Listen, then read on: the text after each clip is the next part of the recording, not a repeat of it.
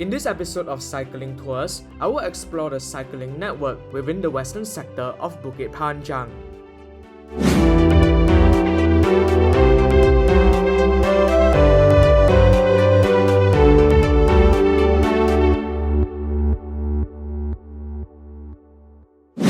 Hey everybody, Transit Evolution here, and sometime back in another video from July, where I explored the cycling network within the eastern sector, I mentioned that the cycling paths within the western sector weren't completed yet.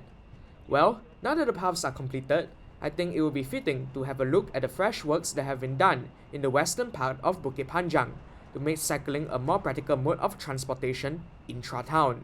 And by west, I mean neighborhoods 5 and 6, namely Saujana and Senja. These paths were constructed under Contract PL212, which also covers the cycling path network in Yishun. The path was announced in 2019 and was originally meant to be completed in 2021, but as with many cycling infrastructure projects from that time, they got delayed and are only completed now in 2023. Anyways, just as a heads up, the video shall start and end at the town square of Bukit Panjang. After briefly following Petir Road, I'll travel northwards into the western half of Bukit Panjang Ring Road, before making some convoluted loops within the Senja neighborhood, where I will cover all the cycling paths along the small streets. After that, I will travel along a park connector parallel to Woodlands Road, which currently comes to an abrupt end at the KJE Expressway interchange, and that will conclude the traversal of Bukit Panjang's cycling network.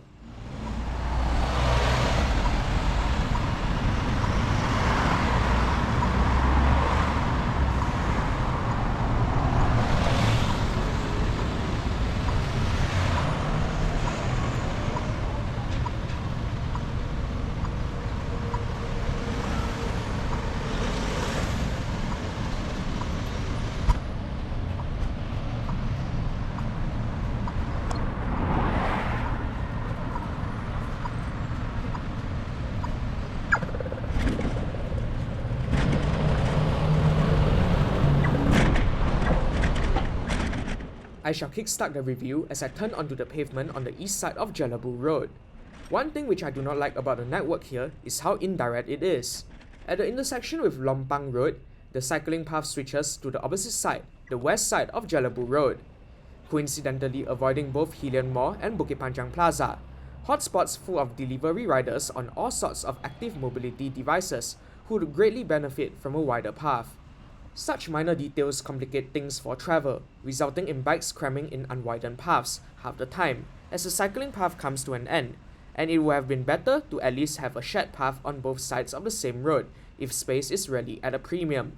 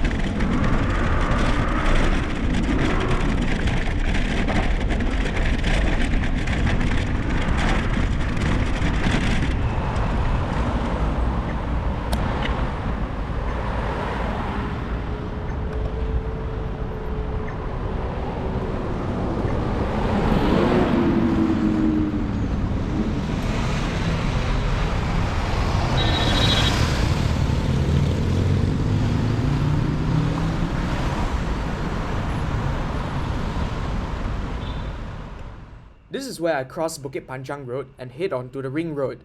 We will soon see that much of Bukit Panjang utilizes a pavement typology which is a bit less common in other cycling towns in Singapore. A 2-meter wide cycling path directly next to a 2.4-meter wide covered walkway, providing a clear width of 2 meters for pedestrians. This is slightly bigger than the typical footpath width of 1.5 meters, and in effect, it makes it more comfortable for pedestrians to stay on track. Noteworthy is that the shelter also does not extend over the cycling path, somewhat nudging pedestrians to the right track with shade. So that is one plus, but there are minuses as well. First, immovable pillars supporting the LRT viaduct constrains how the cycling path could be located, so it splits from the footpath and narrows here, and if you face an oncoming cyclist at that precise point, one of you will have to move aside. Second, across Senja Road, there seems to be no hint of where the cycling path along Bukit Panjang Ring Road continues, since it is rudely interrupted by the structure that holds Senja LRT station. I will show you how to continue once we get there.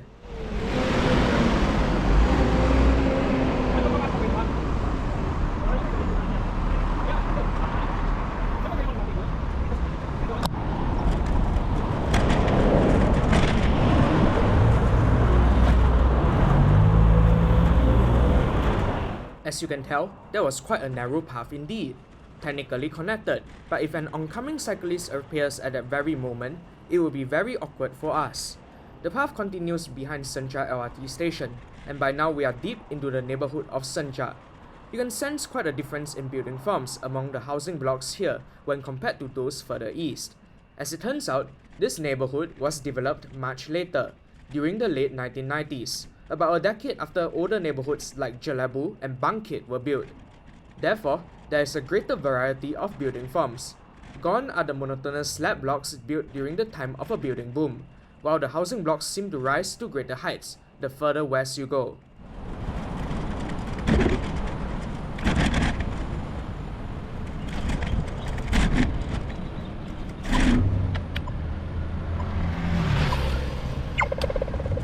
As I approach Jelapang LRT station, there is a stray footpath on the right branching off the main pavement, meant to conceal a covered drain.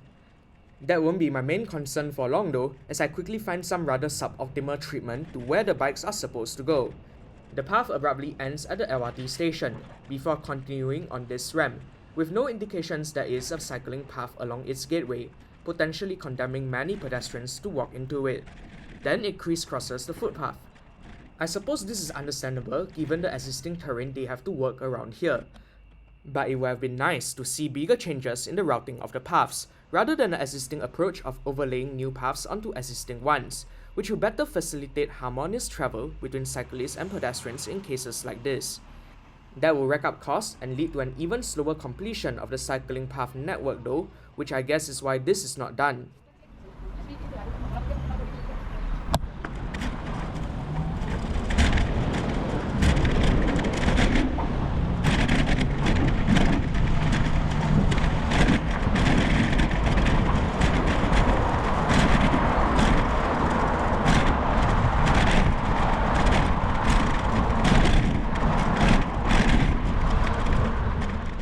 Approaching Senja Close, I become bewildered by the treatment here.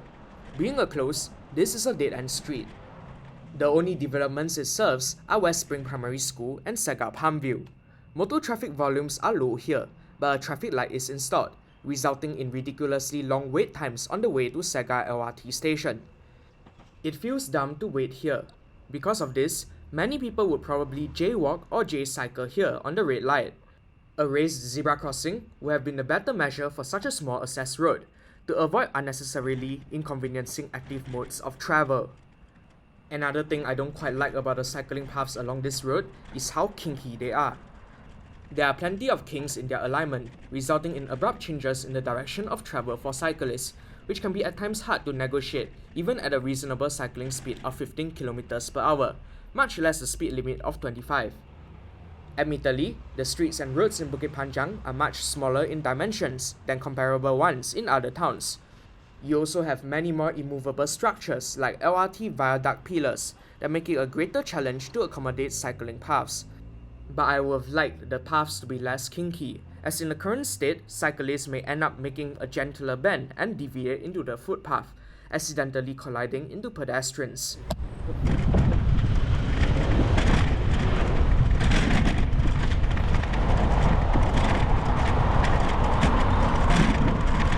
Nearing Sega LRT station, the cycling path abruptly ends once again, and I have to guess which path would lead me back on the right track. At this point, I'm reaching the public housing precinct of Segaville, and this is where I approach some path segments which have previously been covered in the network review for the eastern sector of Bukit Panjang. So there isn't anything new to see here for the next 2 minutes of this video, as I make a beeline onto South Jana Road to see the cycling path treatments there. I shall briefly stop talking and let you enjoy the relative quietness along the narrow streets, seeing slow and little car traffic in this part of Bukit Panjang.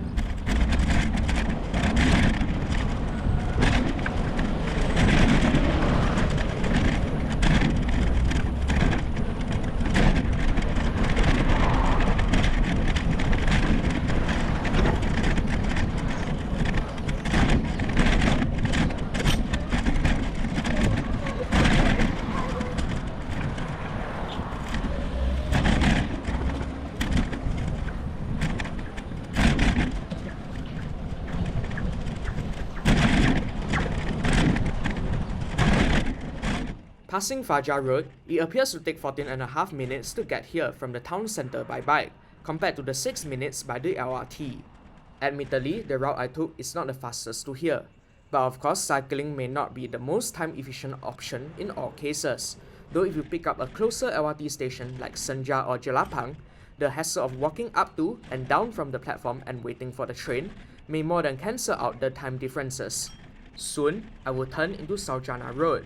A rather comfortable and attractive cycling experience awaits us here, with calm traffic on narrow streets, leading to little noise and air pollution experienced by a pedestrian or cyclist travelling here, which, if I were to foreshadow, would not be the case within the newer estate further north.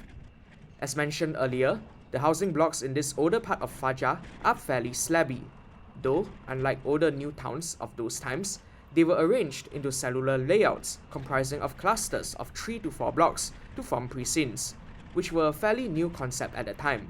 After crossing the canal forming the boundary between Fajar and Saujana though, the building form changes as slab blocks make way for stepped housing blocks. In the case of 501 and 502 Jelapang Road on my right, the blocks are stepped at the 9th, 15th and 19th story. 15 of them are scattered across the Pangshang View, Pangshang Valley, and Pangshang Grove precincts. The step design aims to express the hilliness of the topography here, and step downwards towards Pang Sua Pond, making for a dramatic skyline if you were viewing the blocks from the pond. I will now head deep into the newer part of Senja as I move straight to Senja Close. Don't worry about the roads I'm skipping through, for I will cover them later in the video. This is in an attempt to traverse paths along roads in full and make this video easier to navigate for those using it as a travel guide.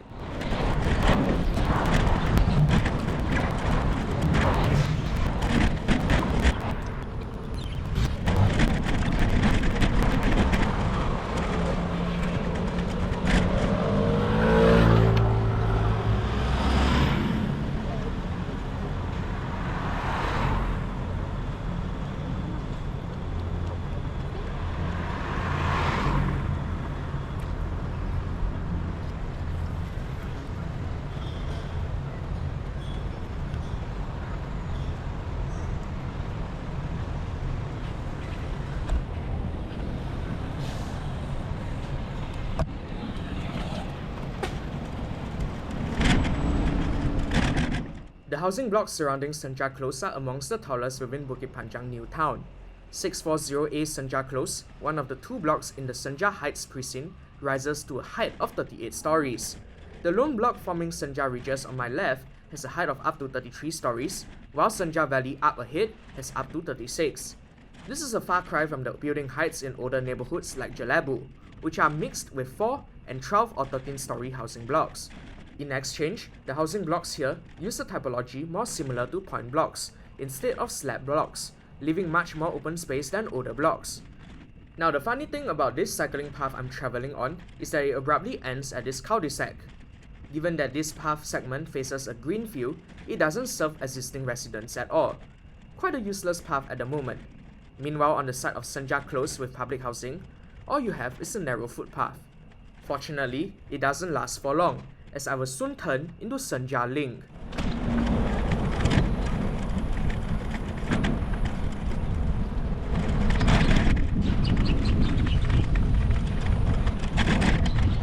Now, I'm on Senja Link, which will lead me southwards back to Jelapang Road.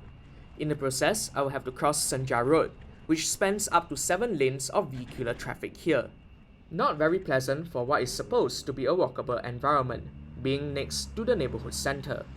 Larger intersections demand longer cycle times, resulting in more lengthy waits, prioritizing regional mobility in cars at the expense of local ones on walk, cycle, or ride transport modes. I will talk more about Senja Road later, but right now, let's travel contraflow on a shared path against the one-way traffic along Senja Link. As demonstrated at this access road, one good thing about traveling in a contraflow direction is that the person cycling would not have to strain his or her neck to check blind spots on the main carriageway as much.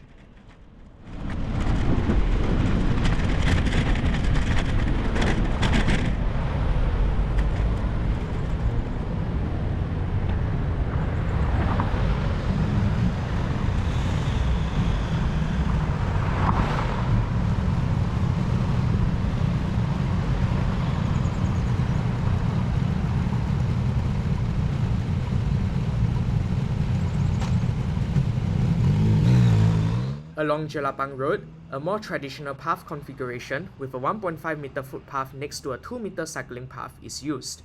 This is not a desirable configuration, not just because the cycling path is too narrow, but because the footpath is even more so. You can see how the footpath is unable to accommodate 3 middle-aged women walking abreast and engaging in casual conversations here. How would pedestrians in the opposite direction pass them? Moving on, one feature I noticed in some of the paths in Bukit Panjang that hasn't quite been seen in other cycling towns is the presence of yellow tactile tiling on the footpath, where the two paths merge into the pedestrian priority zone. Quite an interesting touch, which I suppose is meant to warn the blind that they are entering a shared zone with active mobility devices, though I'm not quite sure how effective they would be. Further along, I passed Greenridge Shopping Centre, the neighbourhood centre of Neighbourhood 5, Saujana. There are a few access roads interrupting the shared path, so I have to give way to vehicles and depend on the kindness of motorists' hearts to let me through if there's a bottleneck. We have liked to see the path here be more continuous. As I pass the Bukit Panjang branch of the Covenant Evangelical Free Church, you will see that the path deviates laterally a little. The grounds of a place of worship like this church are private land. So unlike public housing or schools, which are land owned by either a statutory board or the state, building a cycling path through such private land would require land acquisition, a very costly affair. Hence, instead, land is reclaimed from the roadway to build the cycling path, and the two-lane roadway itself was narrowed by about 1 meter here. This is not too difficult to do, and doesn't disrupt the movement of traffic, even in the case of a relatively narrow two-lane street like Jelapang Road, since it originally came with 5 meter wide road lanes, when 3.5 meter lanes is all you need to accommodate even buses and heavy vehicles. It goes to show how our roadways are huge, and space has always been there to build such cycling infrastructure.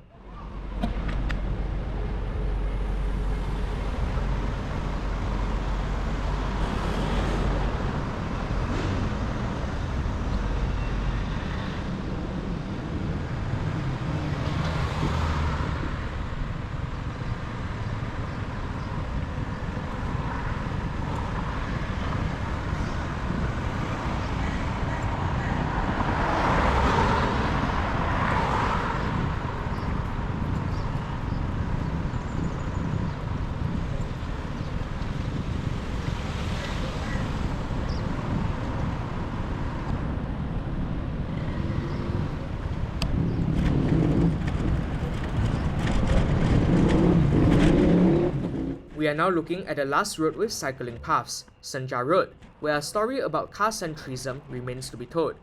Up until last year, 2022, Senja Road would feel quite similar in dimensions to other narrow streets within Bukit Panjang.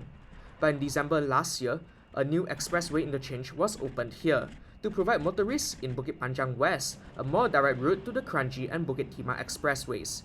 The road project widened Kranji Expressway from 8 to 17 lanes at its widest point. As you can already imagine, huge volumes of traffic were anticipated to be pumped directly into what used to be a narrow street, and as a result, Senja Road was redesigned in favor of motorists. The free-flowing mobility that motorists, a vast majority being car drivers, gained from this change in traffic scheme comes at the expense of the mobility of pedestrians, cyclists, and even public transport commuters, as they all have to take windier routes within this one-way traffic scheme. Just to continue along Senja Road, there are now 3 sets of traffic lights I need to pass through to move across the road leading to that flyover. While there are some covered walkways here to help shade people from the sun, the wait times here are long, and it takes quite a while to cross these roadways, forming a complicated traffic scheme. With 6 lanes of fast-moving traffic as opposed to 2 lanes of slow-moving ones, it is now much more dangerous for pedestrians to cross Senja Road. So bushes concealing low fences were installed to prevent pedestrians from crossing the road, solidifying the border that splits the neighborhood into 2. It's very unfortunate that all these measures deprioritizing pedestrians are done in extreme proximity to the Senja neighborhood center, the lifeblood of the neighborhood, where pedestrian life is supposed to be at the highest. As a silver lining though, many of the pedestrian crossings here were widened. They are part of the 17 widened pedestrian crossings and 2 new bicycle crossings in Bukit Panjang constructed together with the paths. The neighborhood center here features a cluster of neighborhood shops and a supermarket within 642 Senja Close, part of the Senja Heights precinct, together with the recently opened Senja Hawker Center. However, as I approach Senja Hawker Center, the cycling path abruptly ends. As it turns out, the cycling path within this new part of Senja is constructed by the Housing and Development Board and not the Land Transport Authority, and perhaps due to some oversight, the HDB forgot to pin the path here. Like other sources I used in this video, the reference substantiating this assertion can be found in the link in the description corresponding to the bracketed numbers in the video's transcript. Moving further along, I am now travelling along a fairly kinky cycling path fronting West Spring Secondary School, one of 5 schools in Bukit Panjang where land is taken from it to build cycling infrastructure. In this case, state land that forms part of the secondary school was transferred to be part of the road reserve of Senja Road, and the fencing of the school was reconstructed to make room for a cycling path. This is to work around the extremely narrow stretch of Senja Road here, so I'd say the space constraint argument is rather reasonable.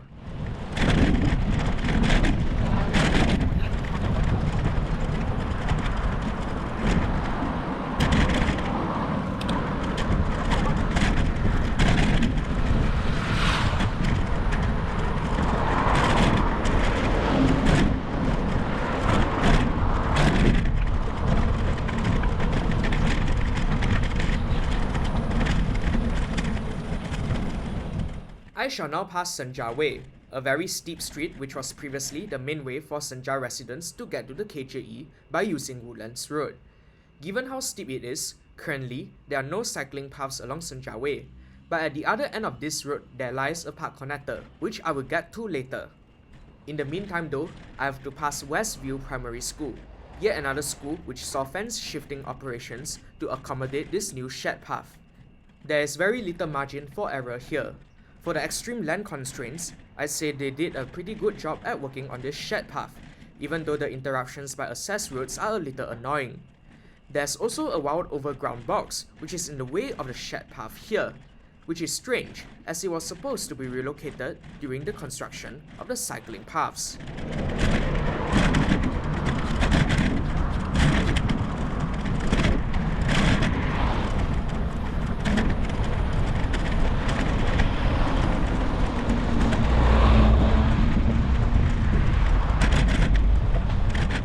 Here, we encounter that narrow cycling path near Senja LRT station again, barely fitting that tricycle. There's no way I could have passed him. That's the problem with building paths that are too small. It makes it harder to accommodate other varieties of active mobility devices in the future, such as tricycles and cargo bikes, should a need arise. Anyway, I'm back on Phang Sua Park Connector, and it takes slightly over 8 minutes to get here from the furthest end of Senja Road, compared to the 6 minutes on 920, 972, and 976, albeit a slightly different pair of stops. There remains one more park connector to cover before I consider the traversal of cycling paths in the western sector of Bukit Panjang complete. The Bukit Panjang Woodlands Road to KJE Park Connector. That's the name of the park connector. It is very wordy, I know. This park connector has been here since about 2016, serving as part of the only pavement cycling linkage between Bukit Panjang and Woodlands. The markings on the ground can also get pretty confusing along the way, being painted to NParks specifications. The added pavement with a tarmac texture may seem to be the track for cycling, but in reality, the entire path has been zoned a shared path.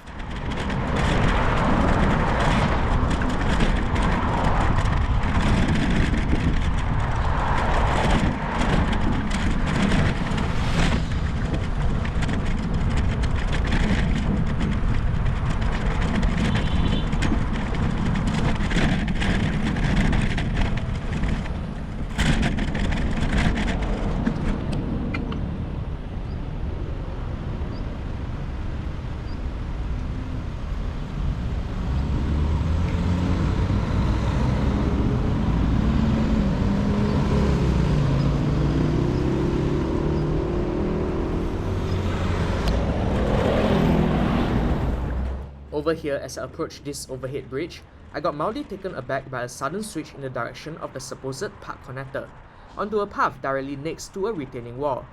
Next to the park connector is quite a maze of wheelchair-accessible ramps that lead to the housing precinct of Senja Gateway. The park connector also fronts Senja Green, providing an alternative cycling option for these two housing precincts to Bukit Panjang MRT station that is slightly less steep to cycle on, given that the neighborhood of Senja is built at a higher level than Woodlands Road. Cycling takes about 4 minutes here, similar to taking 75, 184 and 960, though you have one less pedestrian overhead bridge to cross in the northbound direction. I'm reaching the highway ramps leading to UT flyover, and this is where the park connector ends. It's worth noting that there's a Phang Sua park connector along the Phang Sua Canal located on the opposite side of Woodlands Road, but the path will be covered in a future video when Choa Chu Kang cycling path network is complete. At this point, I'll just make my way back to Bukit Panjang town centre. Looking back, I'll say that the quality of Bukit Panjang cycling paths is quite a mixed bag. On one hand, you have covered walkways providing a bigger space for pedestrians to walk. On the other hand, the cycling paths are very kinky, a hidden danger demanding active mobility users to abruptly change directions. Still, despite the narrow streets posing an added challenge in implementing cycling infrastructure, and despite the relatively hilly terrain, I believe that a stronger than usual cycling culture will be instilled within this town over time, given its compact size, which makes adopting cycling easier as opposed to the more sprawling towns up in the north. The cycling network is also rather dense over here, especially in Senja, with every street having a cycling path on one side, as compared to the more sparse network envisioned in the adjacent towns of Choa Chu Kang and Woodlands. The design of Bukit Panjang, a compact, hilly town with good Singaporean urbanism, should thus make the town pretty pleasant to walk and cycle. With that, I've come to the end of this episode of Cycling Tours. Do leave your thoughts on Bukit Panjang cycling network in the comment section below. Feel free to support me using the Super Thanks function of YouTube as well. This is Transit Evolution, signing off.